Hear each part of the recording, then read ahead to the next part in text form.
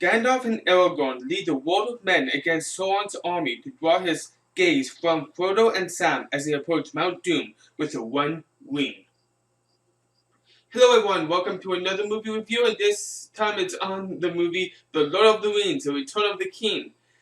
This movie came out back in 2003. You're probably thinking, why are you jumping ahead to The Return of the King? Why are you not doing The Two Towers? Well, The Two Towers wasn't in my list of the next movie that I was supposed to be doing, and this is the next one in my list. I follow a list of movies, and that's what I do.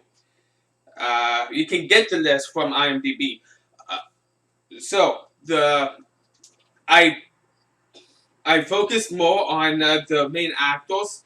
The main actors are in this movie because I do know that on the Fellowship of the Ring, there were some actors who's like, really, that person had a small part, and other ones I mentioned were, and I missed a few. So this time I went through the entire list and made sure I got the top actors. So these are the top actors that are in this movie: Sean Astin, John Bach, Sean Bean, Kate Blanchett, Orlando Bloom, Billy Boyd, Alistair Browning, Bernard Hill, Ian Holm, Bruce Hopkins, Ian Hughes, Ian McKellen, Dominic Monaghan, Viggo Mortensen, John Rhys Davis, Andy Serkis, Liv Tyler, and Carl Urban. I had no idea Carl Urban was in this movie. But yeah, no, he was. So, my thoughts about this movie. As you saw the first one, the Lord of the Rings, the Fellowship of the Ring review, I do find that this is a masterpiece. That all three of these are masterpieces for movies. For movies, yes, like I've already stated, the books are so much better. But that being said, this is probably the best that they could have done from a book into a movie. One of the best adaptations ever told. Forgot to mention the awards that won. It won 11 Oscars. It had another 198 wins and 123 nominations. There you go. From the soundtrack to the story, to the acting, to the graphics, to the action, everything is just phenomenal. And like I've said in the last one, a lot of movies have problems trying to match what they did in these movies for a long time. I think they finally matched what these movies did back in 2013, 12, 13, 14, something like that. Yeah, and that's like 10 years later after the last one came out. Wow, it took them that long to have the graphics in most of the other movies to this that looks like this. So yeah, no, these graphics are really ahead of its time. Definitely way ahead of its time. Cast, phenomenal job. Like I said, I had no idea Carl Urban was in this. When I saw the list of actors and I saw the name pop up, I'm like, really? I'm like, who did he play? I looked at what he played. I was like, that's him? Wow. Yeah, he's unrecognizable. He really is. Sean Bean, I always love him, no matter what he's in. Sean Astin, I haven't seen too much from him, but from what I've seen, he's actually a great actor.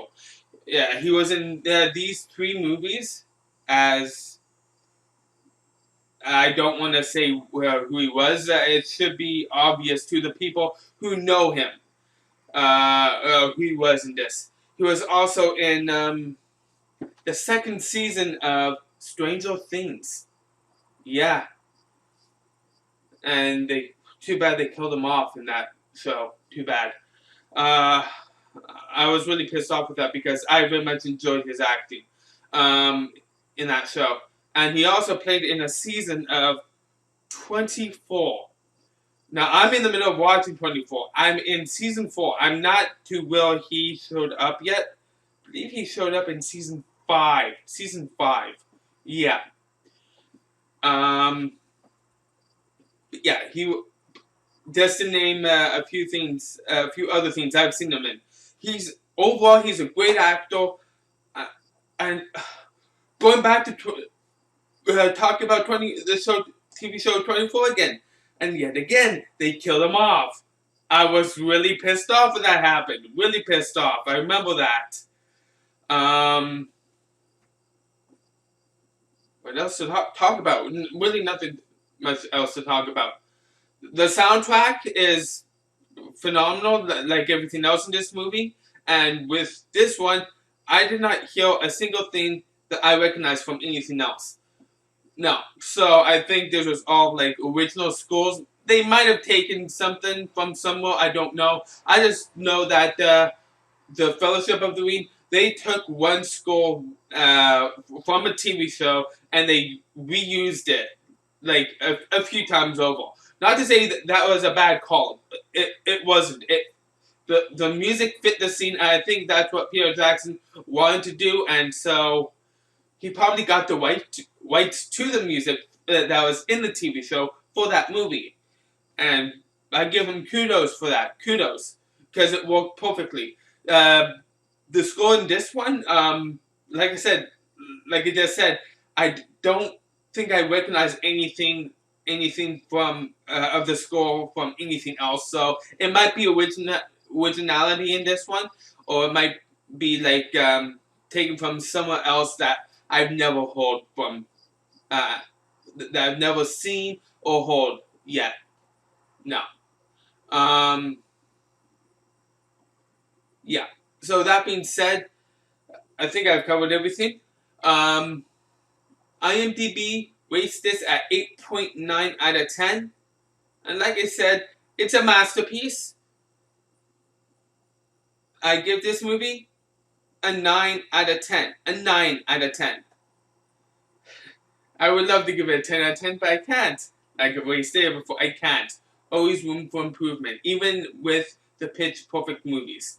So I want to thank you all for taking time to watch. If you love this movie or didn't love this movie, you can let me know in the comment section down below. Let me know what you think, what your thoughts are. I always love your comments, whether you love the movie or hate it. You can like this video if you like this review, and you can subscribe to my channel if you love my content. So thank you for taking time to watch, and join me for another movie review I tend to do soon. I am out.